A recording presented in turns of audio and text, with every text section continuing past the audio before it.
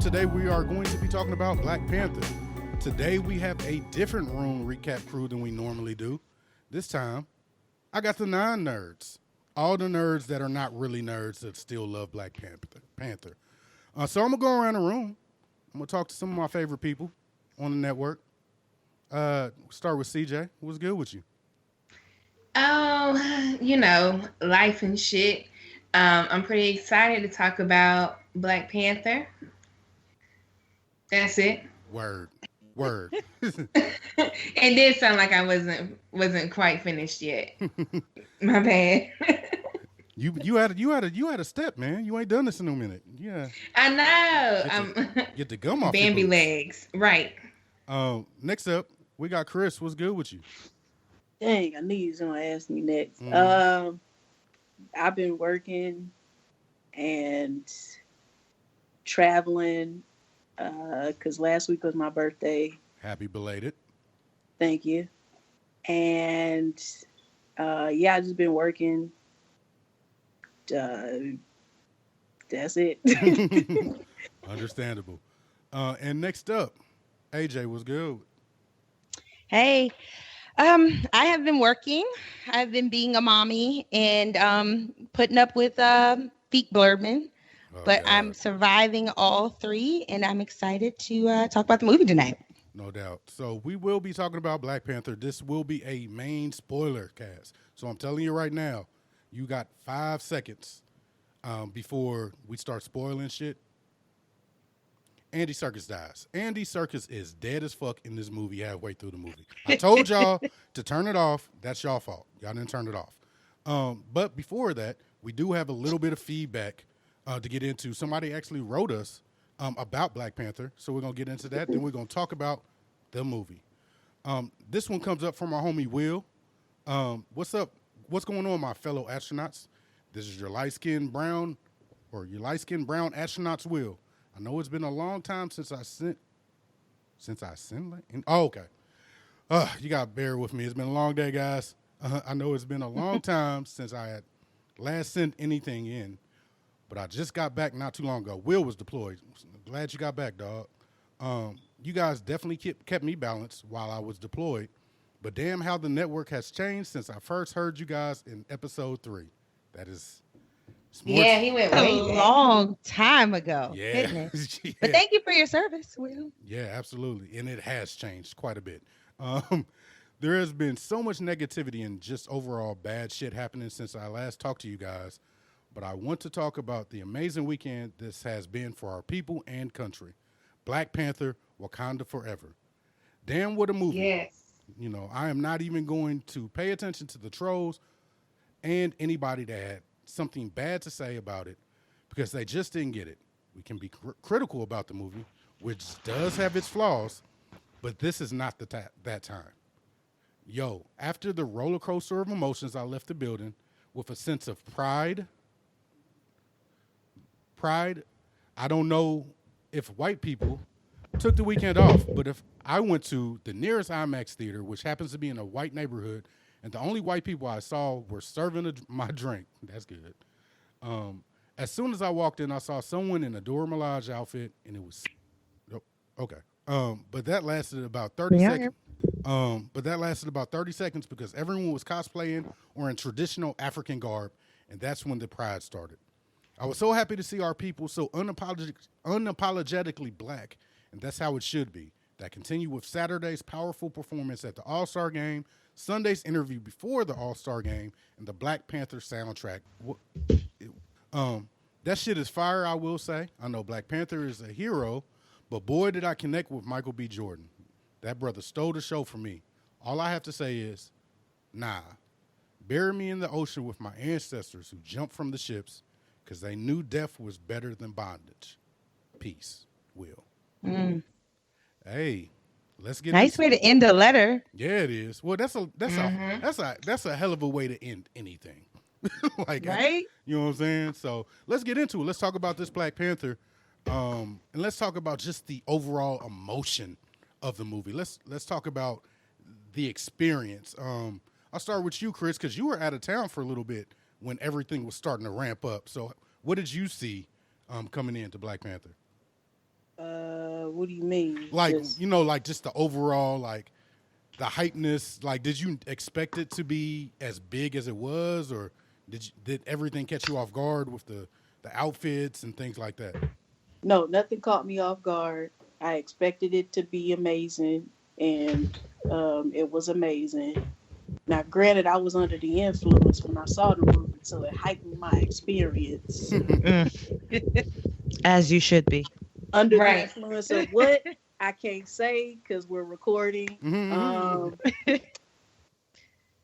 And we got to sit in the front with the recliner seat, so it was like I was in the movie, which is so dope. I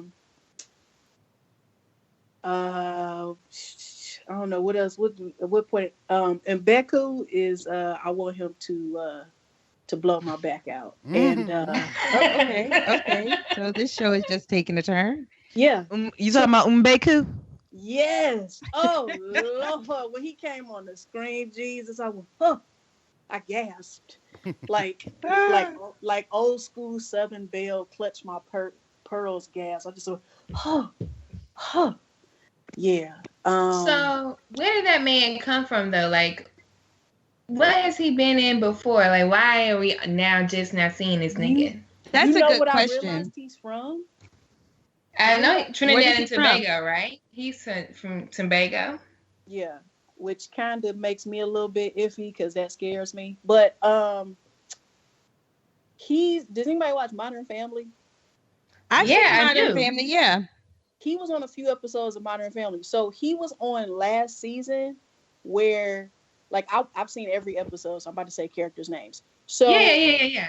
Okay, so you remember when Cameron, I'm sorry, when Cam and Mitch, they let, because Cam was a football coach, and so he had like the star football player stay at his house. Oh, the high school football player. It's him. That is him. And so I was sitting there like, why does he look? I was like, oh Lord, he is so fine, Lord Jesus. And then I said, wait a minute, he looked familiar. And then I'm sitting there, and somebody posted a picture of him yesterday, and I'm like, wait a minute. And then it dawned on me after I saw his name. I said, oh shit, that's him. Oh wow, he's versatile. Girl, he is. Yeah. That he's versatile. He's versatile. Okay. And he's 6'5" too. So Lord. CJ. He is 6'5". Oh. 6'5" and versatile. Dry your panties, Crystal. Oh. Oh gosh, I know that voice. What up? So CJ, you had a bit of experience as well. I saw the pictures.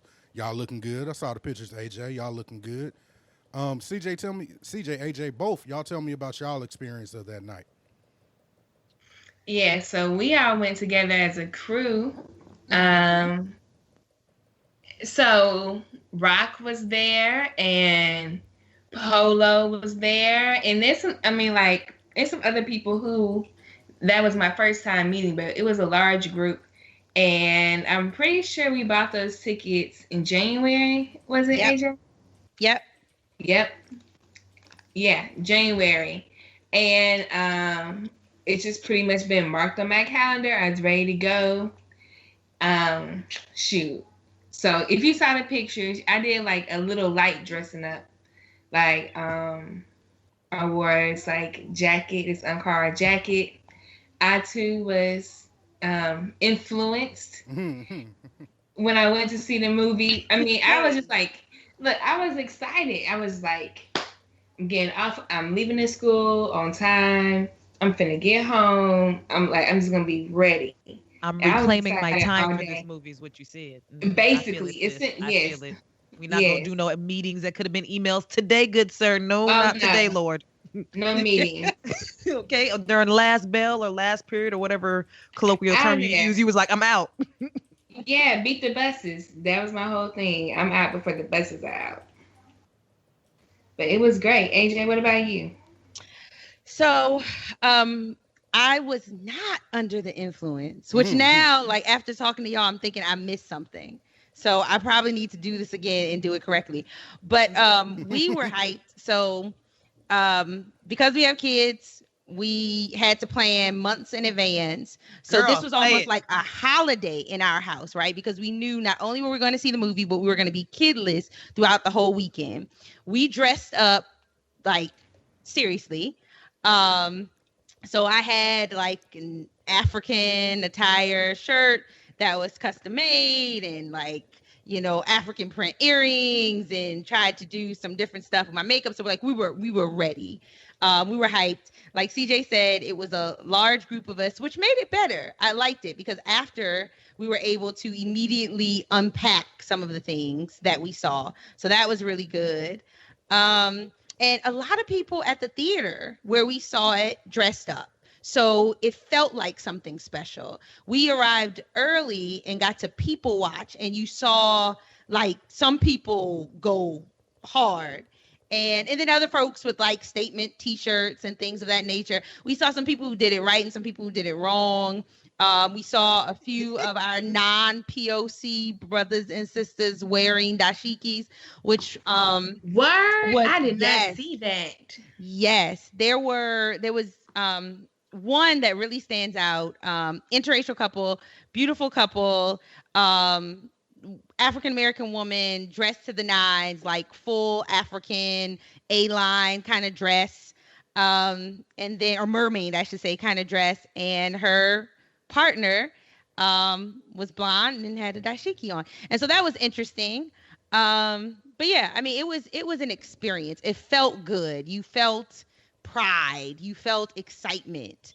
You knew before you saw the movie it was going to be a moment. So, you know, we were hyped. Yeah. What about you, Lloyd? Lloyd coming in a little bit late. You know, I came a little tardy. My child was having a mini meltdown, and so was my Skype. It was like all things at one time. Hey, baby mama.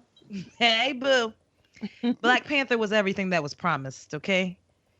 It was worth me arranging a sitter pretty much 7 months in advance. Yes.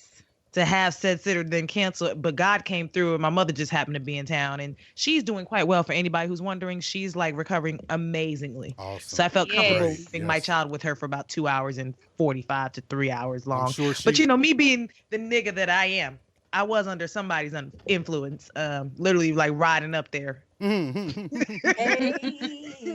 And I was one of the Negroes in the statement t-shirts because I didn't quite feel right about putting on African garb, you know, trying not to culturally misrepresent. Like I'm trying to try this new thing where I understand what I'm wearing, not just throwing stuff on just to throw stuff on. You know, I don't want to have beef and tribes on, and yeah, I'm trying to learn. You know what I mean? So and because you got Bloods and Crips on.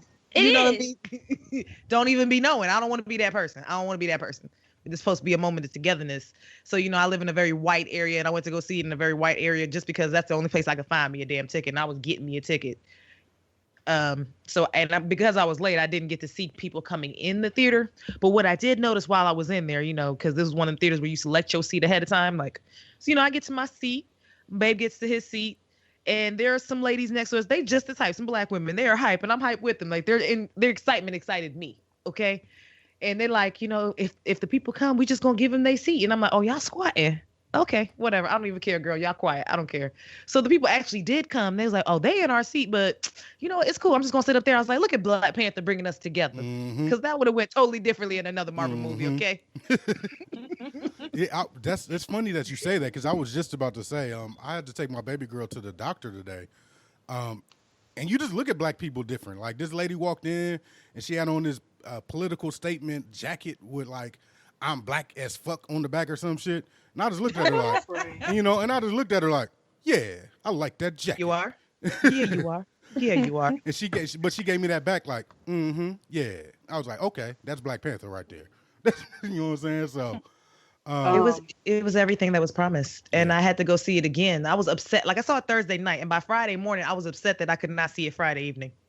Yo. Because I couldn't find tickets nowhere. I was upset. So Sunday, me and my husband took shifts. I went to see the morning show at 10:40.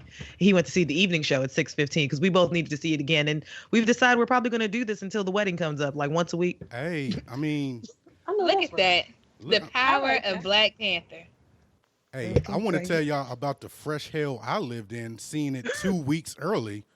So I couldn't say anything about how the hell did you get to see it 2 weeks early? we're press. Actually, I saw it a week early, not 2 weeks. I'm sorry. And it was like fresh hell. Like, y'all saw me in the chat. That's the quietest I've been in the chat in months. I just couldn't say anything because I wanted to see y'all reaction. And when in the words of my baby daddy over there, how the hell you get to see it 2 weeks early? 2 whole weeks? It was a week. Right. It wasn't 2 weeks. It was a week. No, ma'am. No, he's sleeping with Ryan, bruh. Come on, man, get your shit together. Hey, sometimes you gotta do what you gotta do to get the scoop, baby. I'm just Listen, saying. you know what? I can't even blame you because I probably do it too. But Look, by any means necessary. Wakanda forever. But yeah, black people were showing out in the theaters. I saw one scene where they actually had African drummers in the actual theater.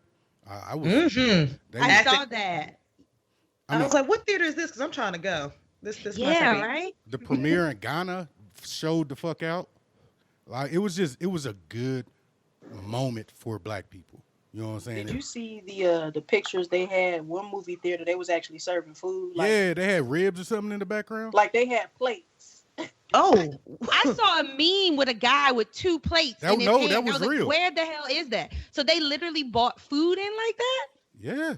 Yeah, it's a celebration, okay? Yeah, they had like a display. They had not the picnic chair, but you know those basic white tables. They had those set up, and they had food set up on the tables, and they showed pictures of people getting plates at the movie theater. And I love it. Yo, and I wonder if this is the same theater that had vendors outside. Like, one of them had vendors outside. Were they black vendors? Yes, they were selling. They were Just selling. making sure. They were selling dashikis.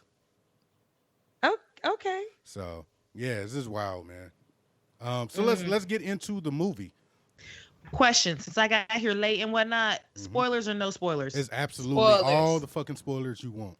Oh, praise Jesus! 'Cause I ain't got time. It's like Tuesday, y'all. Y'all should have been seen this. What's wrong with y'all? Also, I have 2 questions. First is a comment. The second one is a question.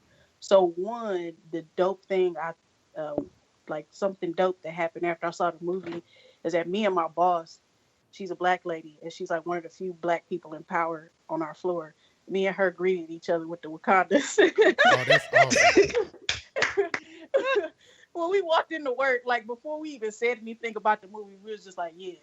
We dapped it up first, and then we did the thing. So I thought that was dope. And then 2, my question for Lloyd. So you said your mama here. So what about them oxtails? I knew that was coming.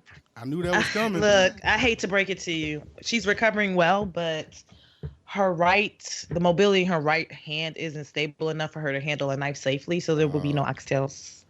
And she's already back in Columbus, sweetheart. So this is the first time in like 10 years I didn't see my mother actually sit her ass down and not do anything. Like, it was killing her not to cook. Mm-hmm. And I told her at any time we could be your prep people. It's nothing for me, break down an onion, some green peppers. What you need, Ma? And if I'm not here, Irv will gladly do it because it means he gets to eat.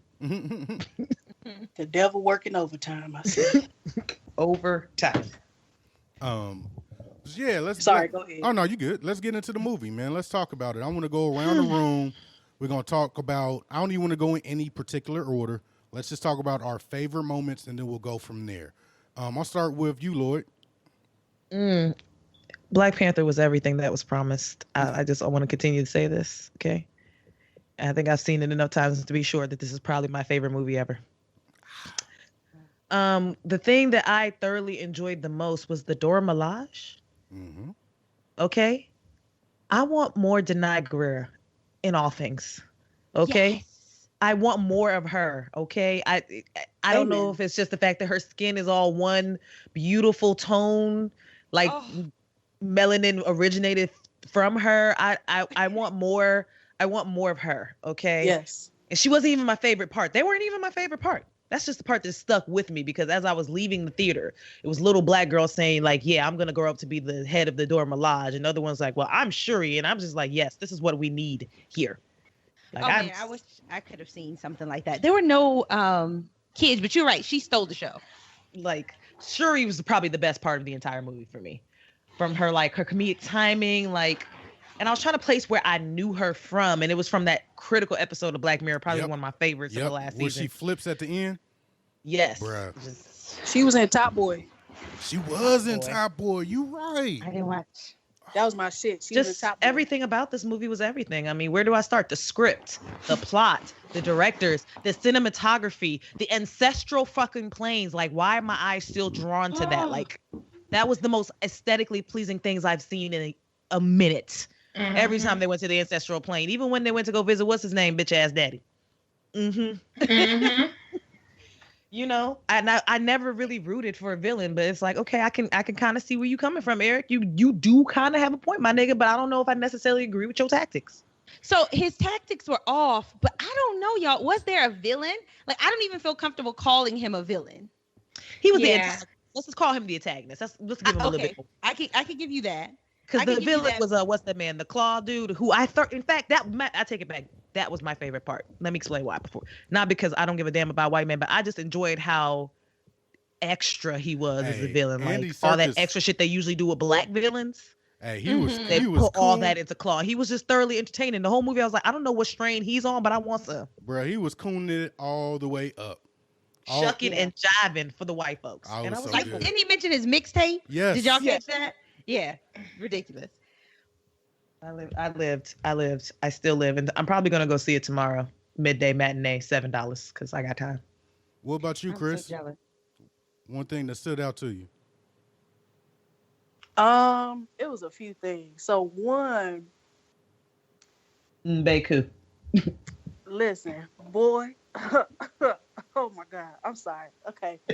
And he's so thick too. Okay, I'm sorry. Go ahead. So one of my favorite parts is when he said, "Hey, auntie," because I thought that was one of the blackest parts of the film. Oh Yeah. I was so weak. And then I guess another one of my favorite parts is when they were first anointing him as like king, and they were going to each tribe and saying, "Do you oppose? Do you oppose?" And I was just so like amazed by the costumes and how they paid attention to throughout the movie. They pay attention to, they give tribute to like each type of tribe in Africa. Well, not each type, because there's millions of tribes in Africa, but you can see the diversity, and there's different tribes. And I was and that my nigga with the suit and the lip plate. My nigga with the matching lip plate to his suit coordinating. He was fly as fuck. Oh, he was so fly. I couldn't even stand it. He had a bang pops, okay? Because you got to coordinate. My nigga had a turquoise suit with the matching lip plate. I was done. I said he was fly. He was the flyest thing in the movie. And yeah. And then I guess another thing would be the Warriors, the Dora Milaje. They need their own movie. Yeah, they do. They need their own movie. I want to see more of them. I need a full backstory. I need to know how it started, where they came from. I need to know individual stories, who loves who fought who. Yes, all of it. It sounds like you might want to read a comic book. I'll go away now. Listen, nerd, back off. First of all, sir, I'll have you know that I have read plenty of comic book, okay? Thank you. I may not know everything, but I done read a few comic books. And then my other favorite part is towards the end where Okoye told her dude like to fall the fuck back, and he obeyed her and bowed down. I said, that's right, you're supposed to listen to black women. She told you she was gonna kill your ass, and then you listened and you sat down. Good. Your favorite. I like that part too, actually. For some I was reason, like, yes. It made me nervous because my wife was like, yeah, and she stood up. I was like, oh shit. Yeah, nigga. I don't know what. what. Get on them knees, Aaron. Right, that's what you're supposed to do. When a black woman tell you to do something, do it. Yes, submit. Exactly. Mm-hmm. And you know I love when a man begs. I love it. Go sit in the corner, Crystal. See, this is why I didn't want to be on the show. See, guys, specifically about that scene. Okay, do you think that he submitted in that moment because he realized that she could and would kill him, or because he thought that he could kill her but didn't? Because I was having an interesting debate with somebody about this. Oh, he submitted because he know damn well she could kill him. Yeah, I would Yeah. agree. And she made it clear. She said, for my country, I'm a nigga. You gonna have to go. If I gotta do the shit, then I'm gonna do it. So who do you think was more powerful in that moment? Her choosing herself and her country, or him choosing, well, her, I guess. Her. Her. I think, yeah, She was more her. powerful. She was more powerful, but he was smarter. He made a quick assessment. He's like, you know what? I kind of like right where it is. Right. He was like, I Yeah. gotta weigh my pros and my cons. And My turbo rhino not fucking with me like that. He seemed to like you better. Right. also, he was on some old, hey, baby, come on, you gonna kill me? Come on, Right. baby. And that's, Right. like, that was him trying to play up to her. And I was like, she did the absolute right thing. You know what I'm She saying? looked at him like the dick ain't even that good, hun. Right. Like it's like this. She Little said, did you nigga, know. I'll find another one. Look, don't get it twisted. I will It's find baby another one. behind you. Quit playing with me, boy. Yeah, but like in general, she was super principled because even when she had to accept Killmonger as king, she did it. She was like, I am loyal to Wakanda and whoever is the leader of Wakanda, whoever that is. It was your daddy, it was you, now it's Killmonger, and that's who my allegiance is to. I think that loyalty is true to form to kind of like how Black women approach a lot of things. So, yeah, I thought. Yeah. What about you, AJ? What do you got that sticks out? Oh, so much sticks out. So, first, cinematography. When we entered Wakanda, it was just beautiful. The skyline, the architecture. And so because I was, I'm a normal person, not pressed, not all fancy like you, Aaron, I OD'd on interviews to understand where they drew their inspiration from. So seeing it and knowing that they mirrored a lot of real life African architecture was really, really cool. So they just, put buildings together, but the skyline was very much a skyline based out of from reality. So that was really cool. The waterfall scene, seeing the tribes, I think CJ said that. That was really, really awesome. Let's see, the Dormelage, of course, they were awesome anytime they showed up.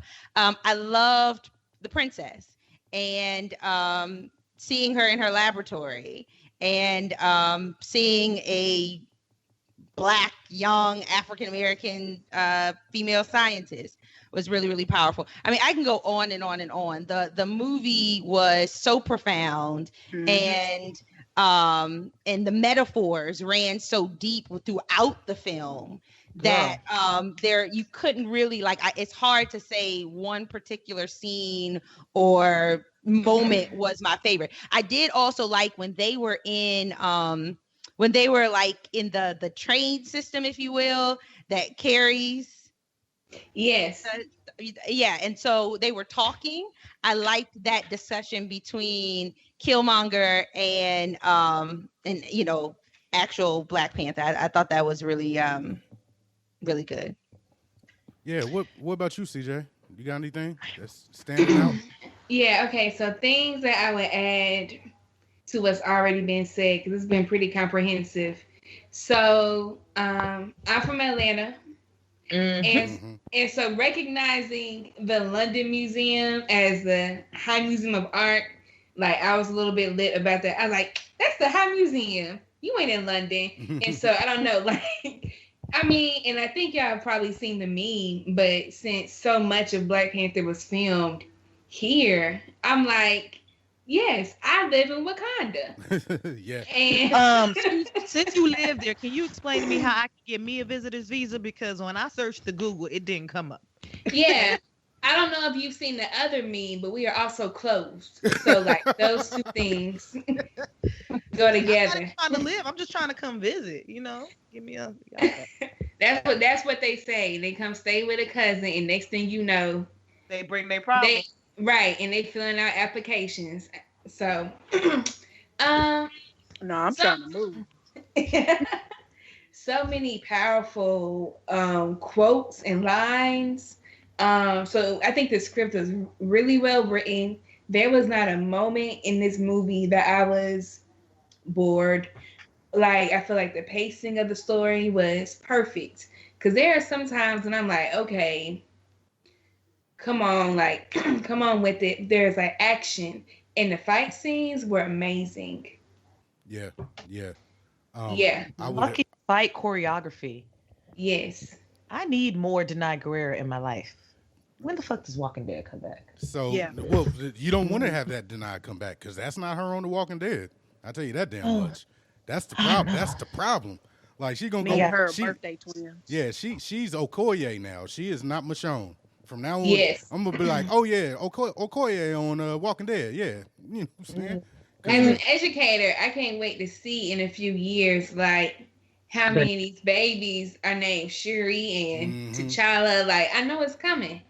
And so that's going to be exciting. Okay. What's another part that stood out to me? Oh, gosh. Forrest Whitaker and Angela Bassett. Look, Angela Bassett is just royal. Like, I mean, obviously she was royalty in the movie, but her presence, right? Yes. Yeah, I love Angela Bassett.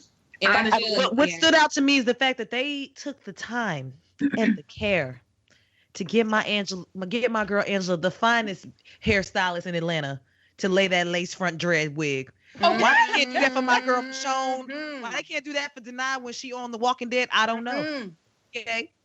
Yeah. Well, whatever that is. They zoomed in on that lace front, and I was like, I don't see no grid lines. Her roots look real. Come the fuck through. That's because they had black people on the set. Yeah, I mean the lighting too. Did y'all notice like the fact that they could shoot black skin? Yes. Like everyone was the lighting was on point. When you talk about melanin popping, like everything was perfect.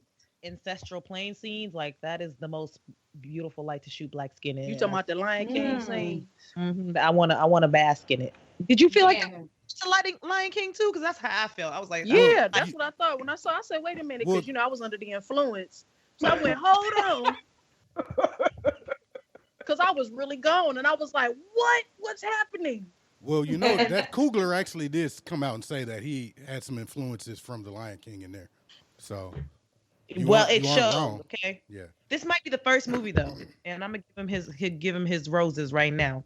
Not saying that Michael B. Jordan ain't been Michael B. Jordan for all the right reasons, and I'm not saying he's not a good actor, but this is the first movie that I'm beginning to understand Ryan Coogler's obsession with this nigga.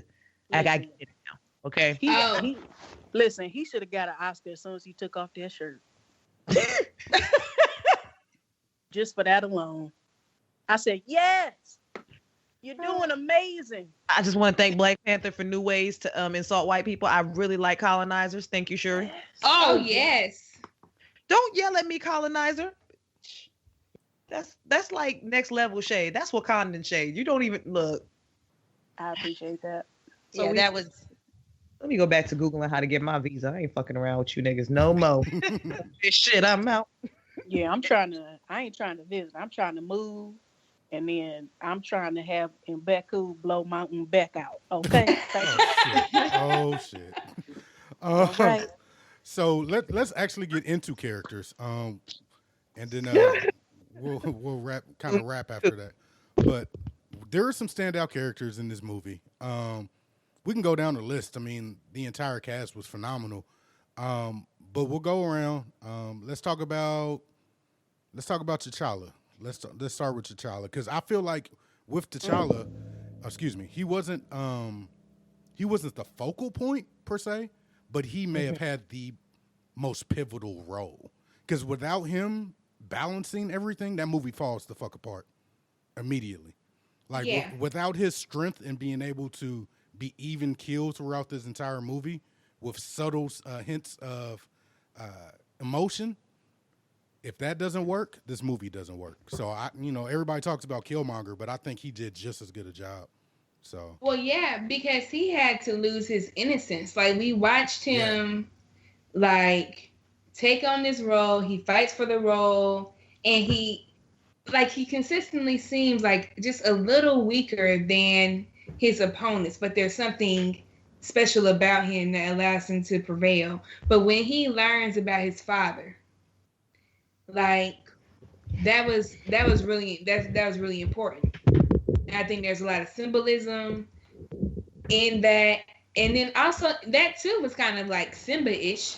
yeah. It's like there's this idea about like the dark side of Disney. And so like with the Lion King, who knows? Like maybe there's a reason why Scar is pissed at Mufasa, and it's not just because he wants power. But like maybe he did something fucked up in the same way T'Chaka did. So I don't know. I really appreciated that he goes through that development. I appreciated seeing. You know who really stole the show for me, and I know I'm not giving him enough credit. Sterling K. Brown. Oh, well, yeah, I was so surprised to see him. Like his name was in the credits, right? And I was like, okay, but they're throwing all the niggas in this movie, so don't get too excited. And then to see his open, and then the movie opens and you see him after they explain the whole Wakanda history. I was like, that's Randall. 3 seconds later, I was like, nah, no, it's not. No, it's not. You right, my nigga. You right. Go on, hide the guns then. Yeah, girl, somebody in the theater was like, Randall. I didn't hear that. But watching him deliver that monologue of Homeboy when Killmonger visited the ancestral plane, and he was reading his father's, I guess, notebook that was written in Wakanda. I'm guessing. Yeah. That scene, that monologue that Sterling delivered, like, get that man his roses. Let's quit playing with this nigga. Man, that nigga is an emotional terrorist. Fuck him. Okay, I like how they did me. They Not basically. emotional. I felt like how they do me on This Is Us every week. Okay, because you thought you knew the story, right? You thought you knew the background story. You saw the beginning. You saw T'Chaka come up in there. You know what I mean? So you're thinking, okay, they give you a little bit, and then they give you the rest of the story, and it slowly unfolds, and everything is just wonderfully weaved together and pieced together. Oh, my heart! I gotta go see this again. I'm sad. It's been a whole day. So anybody else got anything about T'Challa, or do we want to move on? So I agree with you. He definitely grounded the film, but that's what like your main character is supposed to do, if you will, because it was a real ensemble cast. Like you really, I struggle to give anybody more shine than anyone else because all of them were so necessary for the film to carry the way it did. But metaphorically speaking, in T'Challa, I saw survivor's remorse. He carried that in was able to display that emotion very well. I also saw the betrayal, when he found out about his father and his uncle and everything that went down, that was classic coming of age on one end because, everybody reaches that point in your adulthood where you're like, okay, my parents didn't tell me this. They lied about this. No, this is not true. And you go through that like, okay, nobody prepared me for this thing called adulthood. That moment you realize your parents are also fucked up individuals that are just trying to make it out here. You realize that they are you, but older. Right. Yes. So you saw that moment, and that was a real moment that I think, everybody could relate to. And then just, from a African American's perspective, like the carrying of history and stuff, like in his father lying to him, there comes a point where you have to separate. The argument can be made from certain elders, not all elders, to make the moves necessary for the real time you live in. So, I mean, he was just T'Challa was really a powerful character, and obviously, well acted. And I mean, it also, to kind of piggyback on that, it kind of goes into a parallel of what's going on today with our elders, and how we don't really try and embrace, like we're trying to, what's the word I'm looking for? We're trying to atone for things that they did, and trying to make a better way, just like T'Challa is, and not really listening to anybody in between. There's no conversation in between. Like, things would be a lot better if T'Challa had actually talked to his father, or his father had told him this years ago. so he had time to process it. And it's kind of a similar way with, how we treat our elders and how they treat us. So, and you know what? Just to add on that, like, people in our generation should also kind of see ourselves as like elders as well, and I don't think we do, because when I think about kind of like the ways we dismiss mumble rap, for instance, or like the youth's trap music, we dismiss them like this is not real. I can't understand it. This is not real music. And these are all the things that our parents said about our music. And even if you look like at some of the movements, like Black Lives Matter, like, so the leaders of that are like people of our age. Like, I don't know, I'm a millennial. I don't like to claim it, but the millennials. But then you have Generation Z, like, below us, and they have a voice and perspective that we're not really accepting. So I think it's an important lesson for us millennials and Gen Yers. Like, ding, ding, ding. This is also you. Right. Yeah, absolutely. So let's kind of move on a little bit. Let's get to Okoye. I want to do Okoye, Denai, and Shuri. And the reason I feel like the conversation for Killmonger. You mean Nakia? Right. Because I was like, Denai is Okoye. Yeah. Did I say Denai? I meant Nakia. I'm sorry. Okay. And because I feel like the Killmonger conversation is going to be the longest one. So what did you think about this trio of ladies? And you can take it however you want, and I whoever wants to start. I want more. I want more things, Lupita. I want more things, Denai. I want more things. Is it Leticia? Is it? Yes, I'm not sure how you. I want more of her. I want all that. Make it happen. I think Shuri should have her own movie. I think Okoye should have her own movie. I think Nakia should have her own movie because she a spy and that'll be dope. She an African spy. What? Oh my gosh. They need to have their own movie. Yeah, man. I would definitely support. I thought they were a powerful trifecta to see a world where women are they're allowed to embrace their power and still be feminine, and at the same time was a real beautiful thing. And they showed, like, we know women, we wear a lot of hats and we are a lot of things to a lot of people all at once, right? And so in each of those characters, you saw a real depiction of what a lot of African American women are. We're strong, we're leaders, we cover people even when we disagree with them, which is what Okoye, as the leader of the Domalach, had to do. When Killmonger became the king, she had to cover the king, even though you knew in her heart that wasn't, she wasn't at peace with it, but that was her job. And so, it was just really awesome to see a world where women are told to embrace all that they are and are put in leadership roles. Yeah, absolutely. I for me, what stuck out is the fact that, and I know it's going to seem trivial, but the fact that they put them in the action scenes and then put them in the background. Like, for me, being a comic book fan, I was pleased to see how much time. Like, I think Okoye is a better fighter than T'Challa by far. You know what I'm saying? Like, oh yeah, you can tell. Like, even Nakia held her own, but there was a specific scene in the chase, the chase scene when Okoye gently and calmly gets out of the fucking car and jumps on the roof. And while they're shooting at her, and there's a pose that she does, and the wind is blowing her red dress, and it's like the most heroic. Yes. It's like the most. Oh, that was beautiful. It was like the most heroic shit that I have ever seen, and I was like, "That's why you needed black people doing this movie, because we would have never gotten that." Can we please touch on the fight scene where she threw the wig? Bitch, I died. Just those little moments, okay? Just those little The moments. sound that I made in the theater, and I was sitting next to white people, and they were so uncomfortable. The sound I made when she took off her wig, oh my God, and she threw it. I said, this bitch used it as a weapon. Oh, Lord, I love her. Did y'all see that as other than a funny, like, are you saying you saw that as a statement? No, I just thought it was amazing. Okay, did anybody see that as a statement? I did. About African-American female identity? Yeah, Like No. representation? I did. Like, I feel like it parallels the moment on How to Get Away with Murder when Viola Davis takes off her wig.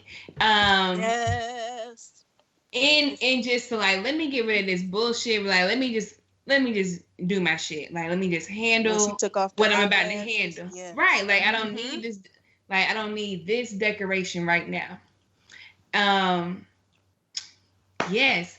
Oh, and what about the fact, what I really appreciated is that the Dora Milaje is not perceived as weaker by any of their opponents, which, you know, like there were no comments like, oh, well, these are women, we'll send in like the weaker regiment first, like none of that, which you would have seen in like Kill Bill. Yeah. Like the women are not taken seriously as fighters, and then they have to prove themselves that they are actually worthy opponents. From like everybody knows that those bitches are for real, and they're taken seriously as warriors. And I don't think I've ever seen that before. Yeah, as Unjobu said, they not gonna knock twice. Right. Right. Yeah. Answer the door. They not gonna knock twice. But the way he said it was like, oh shit. He's like I ain't seen them in a couple months. I done forgot. Now I remember. They not gonna knock twice. Which is another great line. Like, look, I'm not gonna knock twice. That whole scene was amazing. Means so much. Yeah, that whole scene was just like pivotal, because that's when T'Chaka, the lights cut out. He pops up. He's like, "What up, bruh?" You know what I'm saying? Heard you been doing some stuff lately, man. You know what I'm saying? And then that's when we get the heel turn where he's about to shoot Shuri, and you know that's where the plot starts right there, and they do it so well. And I appreciate that quite a bit. That was the first Malcolm Martin parallel we saw in the movie. Yes. You know? We all... So go ahead. But what for me, one thing I specifically remember and thoroughly enjoyed was the dynamic between Nakia and T'Challa. Yes. Absolutely. And how her mere presence and her awesomeness and what she does being a world spy. Because I still don't necessarily think she was one of their war dogs. That's where I'm a little confused, which is why I know I need to see this movie about 10 more times to be sure. No, she was a war dog. She was a war dog. I still need to see it 10 more times to be sure on my end. Okay, Aaron? I got to do my own research, okay? Right, she got to do her own that dynamic between the way he was mesmerized by her overall presence, not necessarily her beauty, because, she's fine. But, the work that he did and that conversation they were having right before his the challenge ceremony, whatever. And he was asking her, like, come home. I need you here. Basically telling her, I need you here. And she was explaining to him, like, I can't be here because this is my call and I want to do that. And the fact that he respected that he didn't quite push even more, you know what I mean? Mm-hmm. The fact he just got silent. He's like, okay, I hear you. This movie has to be so important for young girls. Like, the more I'm thinking about it, I'm like, it's really important for our daughters to see this. I mean, I ain't got no children, but you know what I mean. Like, I got my own little in the communal sense. Yeah, I agree. I definitely agree because, like I said, it teaches or shows young women that you can embrace your power, and when you're alongside or next to a man of quality who understands his power, it complements, and you don't have to diminish yourself. So yeah, it is a good movie I think it's a good movie for kids of a certain age period. Mm-hmm. Like, I have toddlers, so I wouldn't do it with them. But I think if your child is of age where they can sit through a movie, you should do it. and start having some of these conversations. Yeah. Because that was like the first thing my friends said to me, like, you should take Garvey to see this. I said, Garvey's not really good in big dark rooms with loud noises right now. Right. Yeah. Once they get to the point where they can, see a movie. I was like, but as soon as it come out on DVD. I would Sounds also like to fun. point out that Shuri is 16 years old and she is the smartest person in the Marvel universe. That is And true. I'm here for fucking it. That is confirmed. Kevin Feige said she is the smartest person in the Marvel universe. Even And I just smarter want than her Tony to Stark. meet Tony Stark so she can cap on that Yo, I nigga can't- and his invention. I can't wait Yep. till she walk up to him like, oh, yeah, we had that Yeah, in you- third grade. Right. Yeah, I've been doing that since I was like 3 months, homeboy. What are you Right, doing? that's cute. What you Right. made? Oh, you just made Oh, that. You're using fossil fuel? Like, so That's primitive. cute. I did that when I was 3. Try again. So let's get into it. Let's get to the person that everybody has said stole this show. And I can't really disagree. I think he might be the best Marvel villain we've ever had.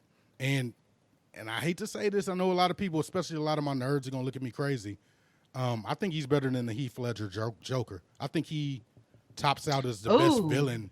Wait for a me. minute. I don't. The reason I hadn't made that comparison the yet. reason I say now See, I had thought about it, but I'm not quite sure if I'm there yet. I'm not quite sure. You know what? Just because he black, okay. well, but the reason But see, that's the reason I can't do it, because just because he black, I'm like, I know it comes from a good place, brother. no, we'll see The Joker was just crazy. no, For and me, that's honest, I mean, I'll disagree about the fact that he stole the show. I don't think he stole the show. I think the Dora Milaje stole the show. okay, I think Okoye stole the show. okay. Yeah.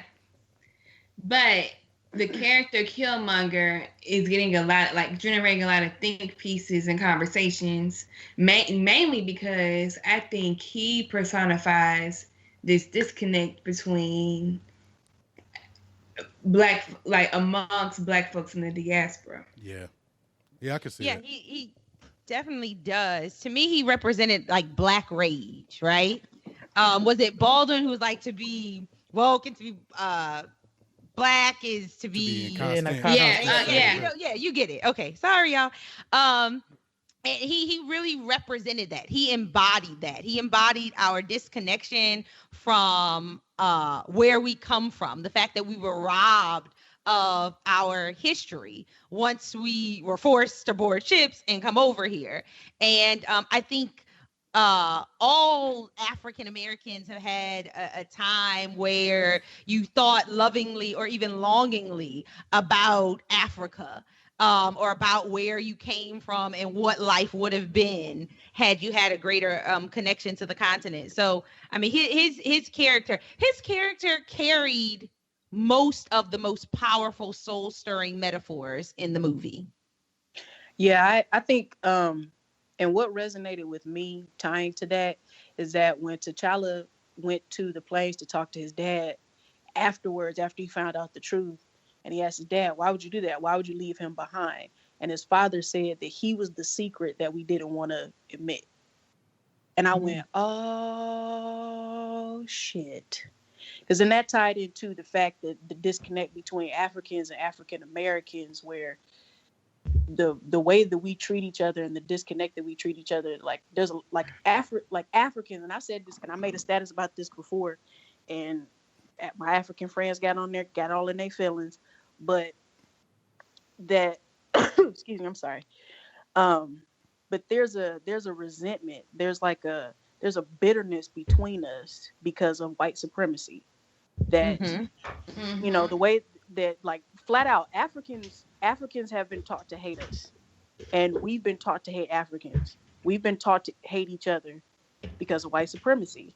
They've been taught, you know, they don't like us, or for the most part, they don't like us because we're not African enough. We're ignorant, and you know, they rely on the stereotypes from, you know, Western media and and all that other shit. And so when he said that, I went, oh damn, because it's kind of, I can't articulate it well, but it's basically, it was like a representation of how they view us and how they see us. Like he said, he was the secret that we didn't want to admit, or something like that. and that He really said he was a part of the truth that they wanted to omit. Yeah. yeah, He was part of my Yeah. truth I wanted to omit, right, and that I was think you. powerful. right. It was. It was. I think you did a good job of actually breaking it down. There definitely is a disconnect, and it's so funny. I don't think white folks really realized or knew that that Africans and African Americans are not always on the same page. I listened to an interview that They know, they just don't Coogler. care. They know they did it. Well, yeah, I mean, well, they have to know they did it. But I mean, you're right. They probably, it probably just comes down to not caring. But Coogler did an interview where he said, he talked about that disconnect, and when he went to get inspiration for the movie and spent some time in South Africa, he was like he was invited by a tribe to participate in a ritual. And he was like, okay, this is going to be good fuel for the movie. Like, I need this experience. And so he goes to where they're conducting the ritual. And he was like, really, it was the young men were in the front or the back of the house talking. The older men were sitting together. The women were all cooking. And then there was a room for the children. And he was like, dude, this is not a ritual. This is a cookout in California where I'm from. And the guy that invited him was like, well, that's because you are us, we are you.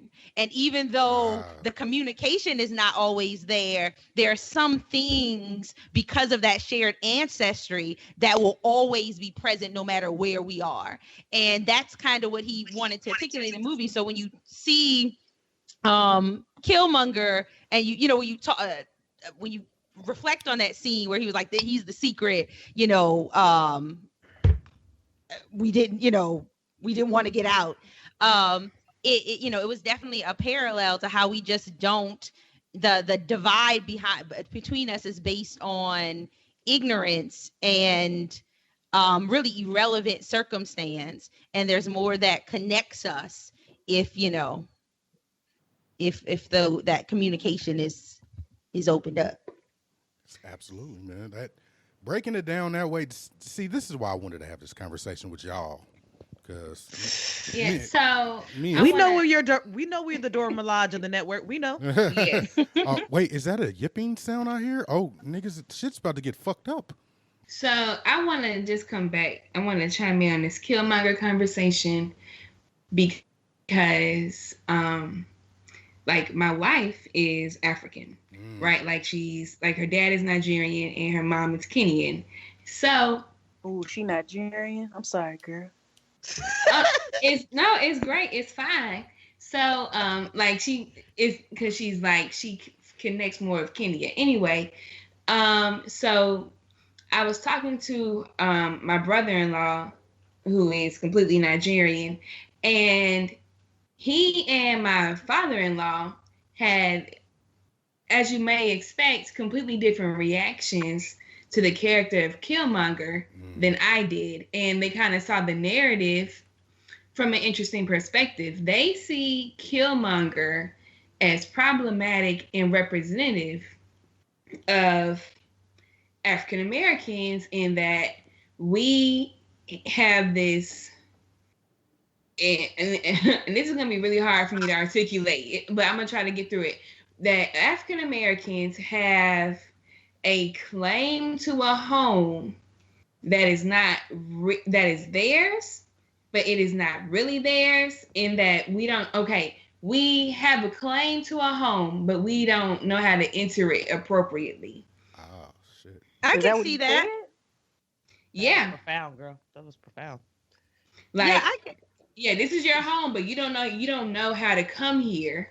And I mean, and just like just like in that conversation, I was like reflecting on all the different times like we've butted heads. Like even in the conversation that she and I had about me changing my name, and I was like, well, we can hyphenate. You can take my name, I'll take yours.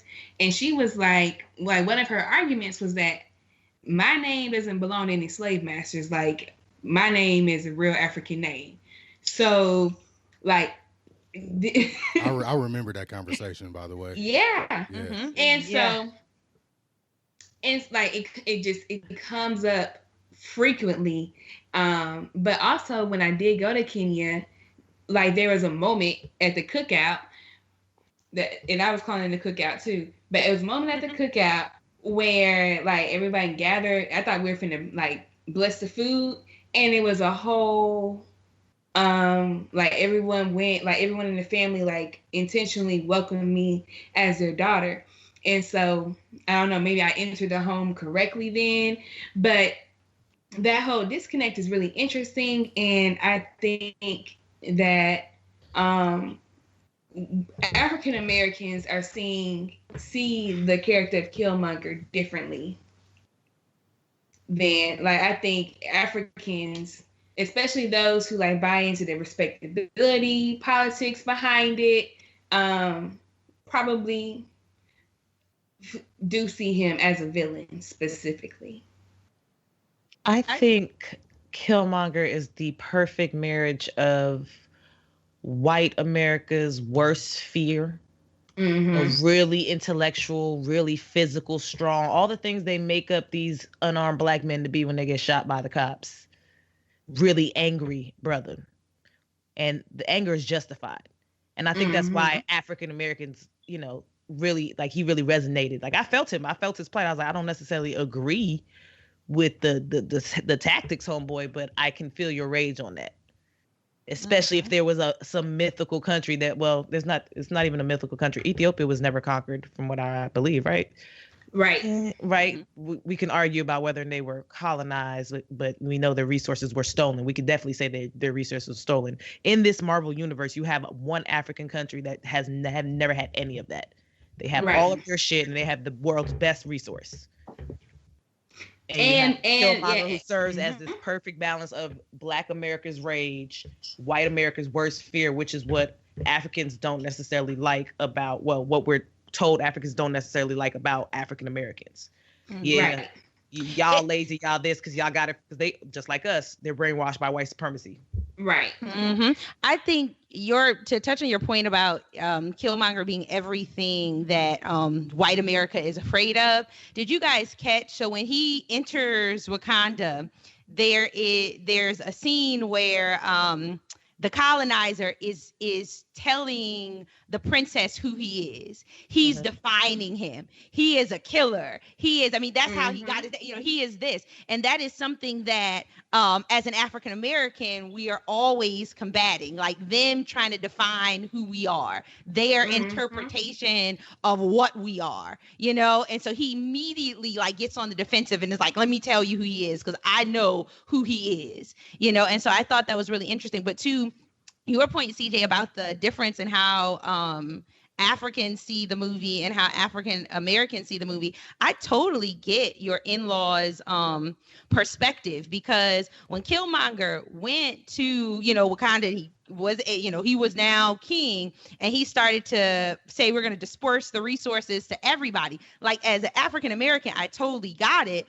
but then I also got how that would have destroyed Wakanda, how that was the wrong move for Wakanda, and that was also a result of his basically white influence. Like, we after the movie, when I was talking about it with friends, it was like, okay, if Wakanda existed, right, if Wakanda was really in Africa, and we could go, would African Americans go and say, how can I be of service? What can I do? Where do I fall in line? Chances are we go and we be like, okay, I want to get this person. We need to blow up this. We need to do this. So I think I totally get their perspective about African Americans and like power, but unbridled power that's also dangerous, and wanting to take ownership of stuff that they really don't understand, that they only maybe are partially entitled to. So I definitely get that perspective. Yeah, I think it's interesting. And I know, like, I've seen a few people say they disagree with Killmonger's tactics, but my question that I keep coming back to is, what other way could he have entered Wakanda and been acknowledged or accepted and not killed? Yeah, that's so. I mean, for one, he could have came back and been like, hey, y'all, it's me, and not try to choke everybody and kill everybody. That's just... You know, that's just But I don't know. Don't try to kill nobody when you come into their country. That's just, Yeah, that talk. is diplomatic. But I don't know if he would have like who because he didn't believe him. I mean, but also you have to think about all he had to do was lift his lip up. Well, you gotta think about how revolutionary. Oh, that's the best part of the movie, the lip. Yeah. That's all he had to do. Literally, he had to just say, "Hey, listen, it's me." Lift the lip, and then whenever they ask who are you, he go into his spiel with the language. They go, "Oh, okay, it's in Jobu's baby. All right." And that was some black ass shit. What you mean, your son that you ain't tell nobody about that showed up at the door? Right. Hey, auntie. Whose man's is this? That's all he had to do. I just feel like ain't nobody else from that country got them marks on their lips. So obviously they'd be like, "Oh, okay." I don't know if it would have been that easy. Because you don't just roll up in nobody's country with an attitude, try to kill everybody, and then go tell the elders, try to choke up the elders, and then have them burn down the little special flowers for the ceremony, and then roll up in there trying to fight everybody, and then everybody out. Like, you don't just roll up in there like that. I'm saying he probably wouldn't have to come in aggressively, but he could have dialed it back. Like, when he started trying to, like, destroying that's what I'm saying. Yeah, you need to chill out. But just roll up in so there. would you guys agree with sending out the vibranium to everybody? Like, did you guys agree with that? No. Hell no. Not didn't seem well thought out at all. His argument was sending it to black people. He said our people are in the world suffering. He ain't say white people. He said our people, us, Negroes, blacks, are suffering. Go hand it out to them. Get them together. Woo, woo, woo, woo, woo. Nah, but you. So would you hand it out? No, it needed to be some kind of strategy. Like, we need to have a meeting. Like, niggas from Compton, niggas from Atlanta, niggas from Chicago, niggas from Kingston. Well, I get that there has to be a strategy, but the alternative was to just keep it there and hoard it. No, I think you definitely should have gave it to black folks, not just randomly, haphazardly, but definitely have some type of meeting or something. Like when he had the press conference at the end, the little like a united Black nations. Right. Go to the NAACP and tell them real quick. Not the NAACP. They You can't. I don't know if we can trust them, but but I think you're right. Maybe it needed some guidance. But y'all, that last scene, did y'all like? And Barack. They could have handled it. That's true. I wouldn't mind if Michelle. Give it to Michelle. Yeah. Mm-hmm. That's true. Michelle may be a member of the Dora Milaje. We need to kind of investigate that. But that last scene where he did the United Nations thing, that was probably the worst part of the movie for me. Mm-hmm. Because I was okay with the fact that this was a conversation and discussion for us in the diaspora, and like it was our thing, like that, ending it on that, and we can do it all together. That inclusion, that note of inclusion, I wasn't ready for it. I wanted it to be just our thing. It was like, no, why are you talking to white folks about how we can help them? Right, because Jobo did not die for that. Because damn well white folks would have lost their damn mind. They already mad at the fact that the movie exists. And if you notice throughout the movie, when even Killmonger, he says it, he goes from saying our people and then he switches to everybody. And I think they did that, and I think probably Ryan or the writers, they did that just to like a little bit of a cover our ass, because we don't want it to seem as like a black liberation movie, because white folks will lose their shit, especially with Minute Maid Mao in the office. So I don't know. I think it's probably part of T'Challa's character. Like he thinks we can all get along.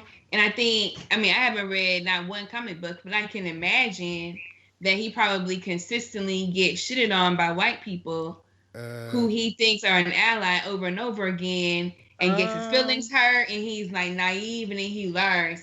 And then he probably has a moment where he is very angry and radical, and someone has to say, no, T'Challa, this is not the way. I mean, I don't know. No, I ain't read no- What I've heard from comic book readers, he is not like that at all. He's very like pro-black. Yeah.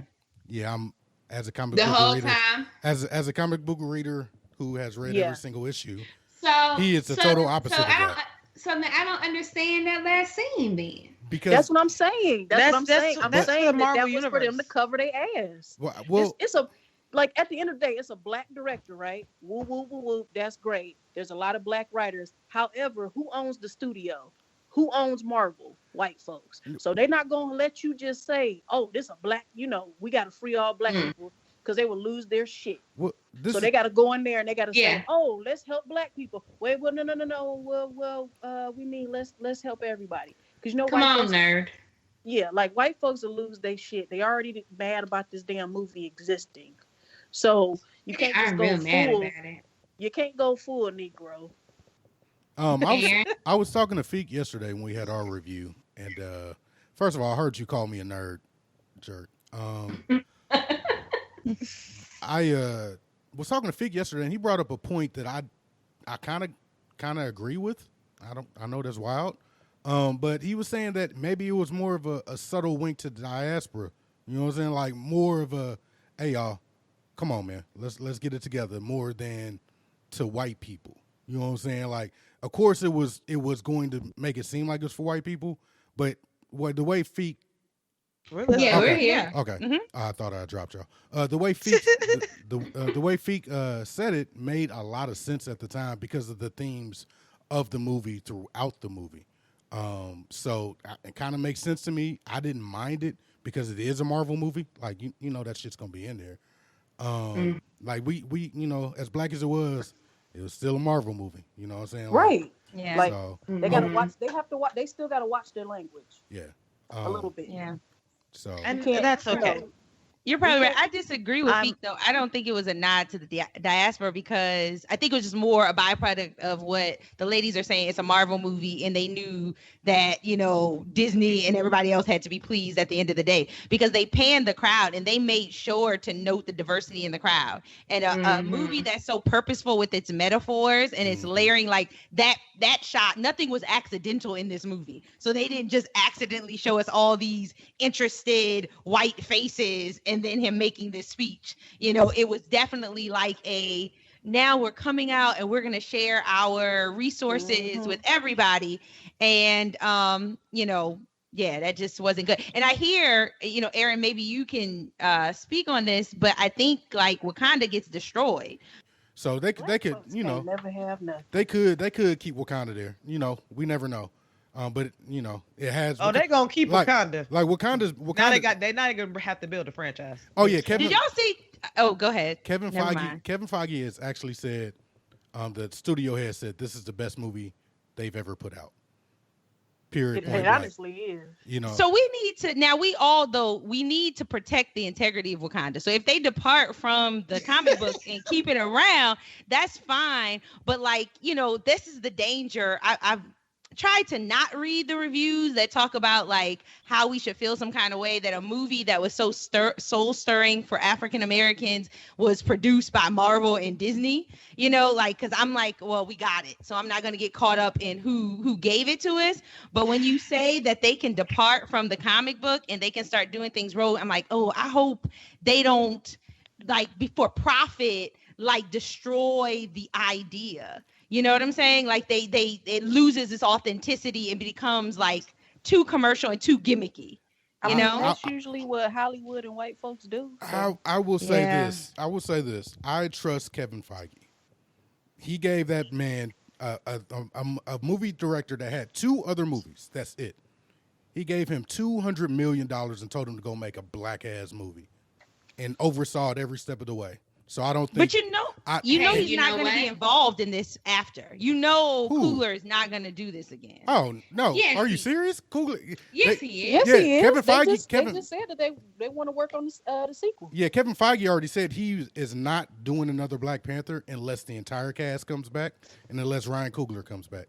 Girl, and then why wouldn't he come back and direct that? So to me, it makes sense for him as a director. But Coogler is an interesting, he's like a savant. He is. It's almost like if you watch his interviews, it's like he landed someplace that he's not supposed to be, which is total BS, right? Because he's incredibly talented. But I don't think, just like he didn't do Creed 2, it was like, oh, it's a scheduling conflict.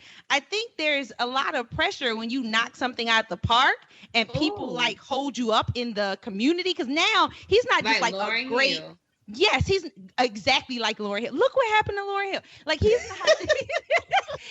not just a great director. Now he's like a god in the culture. You know what I'm saying? Like he has all of us saying Wakanda forever. That's a lot of pressure to come back and again make a Marvel movie that resonates with people. Like I wouldn't be mad at him either way, but my gut tells me he's going to have another scheduling conflict and he's not going to do number 2. And he's probably going to put one of his boys on or something like that, which I am a fan of, but I don't think he's going to do it again. AJ, I thought we were friends. I thought we were friends. And but see, and if not him, I'd be okay with Ava DuVernay. Yeah. But Tyler Perry, no. Did you see Tyler Perry was trying to get shine off of it? He posted, I don't follow Tyler Perry, but he posted on like Facebook or Instagram or something a picture of his new sound stages, and he was like, everybody wants to know where Wakanda was. Well, Wakanda was in these 3 sound stages, so I guess they used his studios for it, and it was like, no, Tyler, I don't want to give you any well, listen. If Marvel doesn't keep Wakanda, Tyler Perry will. Right. That is a warning for that ass. So that'd be scary. We do not want to see Medea or any like in Wakanda. Oh my goodness. Hello. You know what? My ignorant ass would love to see Medea in Wakanda. No. There's always one. That's not acceptable. Little last tidbits, then we're gonna get up out of here. So far this movie has made, as of today, $201 million. Amazing. That's over the 3-day. The 4-day hasn't come out yet. They said the 4-day has upwards of $245 million. That's ridiculous. I saw somebody posted that it was 400. Well, that's world. That's world. That's worldwide. US and worldwide. That's worldwide. They have 200. Okay. They have 240 or 201 as of right now, just in the U.S. That's just domestic. That's just domestic. Wow. And the 4-day weekend, when they might come out in about an hour, they're saying it could be upwards of $245 million, only second to Star Wars, the Force Awakens. You know what? I mean, I might even buy this movie on DVD, and I do not own a DVD player. Unfortunately, though, as wonderful as that sounds, I don't believe, and I hate to say this, I don't believe we're going to get the looks from this, meaning Black actors, that they should. Like, I think the powers that be are going to be like, but it was Marvel, but it was a superhero, but it was ever. I don't think we're going to get this surge of. We are going to. So I think the real test is going to be Wrinkle in Time. Right. Well, thank you. I was just about to say, just like we showed up for Black Panther, y'all better show up for Wrinkle in Time. Yeah. Do you guys connect? Let me go find my old lady wig. So because Ava DuVernay is like Black female director, and this is like a huge budget film, and like if you think she's coming off of like the 13th documentary, Queen Sugar, like she's been pretty like kept, to us, right, to ourselves, and so. This is I think that would be an indicator as to how Hollywood is going to view at least Black directors in huge blockbuster films. Well, I'll was say Girls this. Trip directed by somebody Black? I believe so, if I'm not mistaken.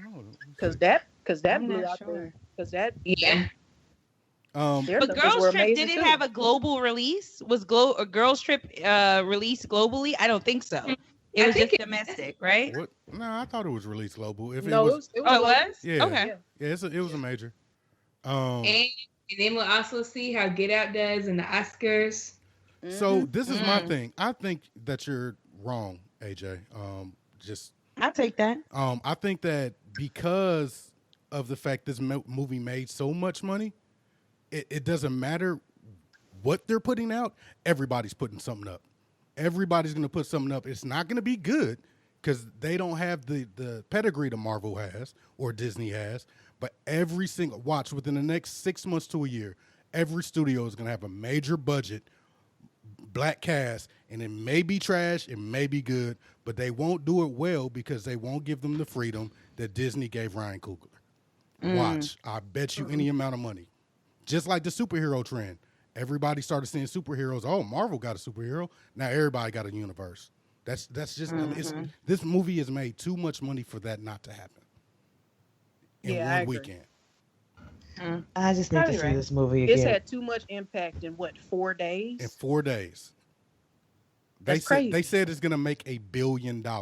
A fully from production to the cast, all black. They're gonna put money behind people. Can you imagine how black this movie would have been if the studio was owned by a black person? Tyler Perry just told you. That's good. I mean, they did use his soundstage. I mean, if Marvel and Disney I were know. owned by black people. Yeah, I mean, you're right. It would have been, that would have been. So I would have been here for it, but that would have been a scary level for other people. Level of blackness. You know what I'm saying? Like this, That's fine. this was That's fine. already black. So that. That's absolutely fine with me. I love scaring white folks. I was sitting. Yeah. I was Yeah. when I first. I don't care about their damn feelings. Shit. Are y'all gonna start barking? Are we encouraging people to bark when white people speak? Did y'all catch that in the movie? You're barking? Yes. Okay. Yes, I I just am. wanted to make sure that was Oh. a thing. Aaron. Me and my boss had this discussion. I'm barking. And I said, so if I get written up and you hear something about me, that's exactly what the hell I did. Because if I'm Aaron. having a conversation and you jump in and you interrupt me, I'm barking. Oh, shit. Right. What How up? do you feel about the Sigmas being defeated by the Qs? Yeah, By the way? yeah. Oh. All these jokes. Oh. Don't forget. Y'all Don't blankets forget. were hot Here though. you go. Don't forget. Yeah. Don't forget who the real Black Panthers were. Don't get it twisted. You know what I'm saying? Mm-mm. Oh. A little spice there. Was it? A little bit. Oh, That was a tinge. Yeah. That was a little tinge. Hey, of man, spice. Hit you in the back of the throat, like, ooh. you came for the gut, man. You can't do that, man. Disrespectful. Anyway, let's get up I'm out of just here. saying. And you They didn't, had hey, the one- Lloyd on the call didn't even defend me. Ain't that some shit, boy? I tell you. He ain't say nothing. You up here keying and shit. Man. Oh wait. Before we end, is anybody catching the romance between Lupita and Michael B. Jordan? Anybody see that? No. Yeah. No? Shipping them? Did you see what he just tweeted? I don't know. Oh no, what did he just tweet? He just said, hold on. Let me pull this on up. Yeah. Give me a second. I'm here for it. I am too. Oh, he deleted it. No. Oh man, what was it? Paraphrase. Give Yes. us a life to end this with. He said, bring back them chocolate cheeks. You ready for round 2? No. And he said, hashtag. he He did. said, hashtag, I know you want this. I know he didn't. You Oh, lying. you lied. I swear to God, I was on here looking at it. That's why I was so silent. You don't have me up all night trying to find somebody who screen captured that. Like, come on, media takeout. Like, I know you saw that. Listen, don't. And he tried to delete it. Somebody gonna screenshot it. The internet never Bring them chocolate cheeks back over here. I don't believe that. I don't Bring believe them I so- chocolate. Listen. Somebody, don't worry, you'll find it. Somebody took a screenshot. Hey, I don't know. I wanna see She a little too serious. In the comments. Yeah, she a little too serious for that to be fake. That might actually happen. Oh, that happened because I follow both of them on Twitter. I saw that and I went, Oh man. He thought he said that. He thought he said that in the DMs. He thought that what happened. Yeah. That's He was like, definitely. this is definitely direct message. Oh shit, did I tweet that? So let's get up out of here on that note, man. Let's get up out of here on the crazy ass note. Yeah, that's a good note to end on. This has been our Gotta review. go bring these chocolate cheeks. That's what he said. He said chocolate cheeks. I would not lie about something. I promise. I wouldn't lie about it. You'll see it in about 3 minutes on Twitter. Right. Somebody will say something. Somebody got it. But yeah, thank y'all so much. Thank y'all so much for coming on. Hanging out. Doing this review. We actually got some conversation I was hoping to get from the other review that we got from this one. So this one was better. This has been another episode. This one was better. Basically. Another episode of Room Recaps. Until next time, y'all. Peace. Peace.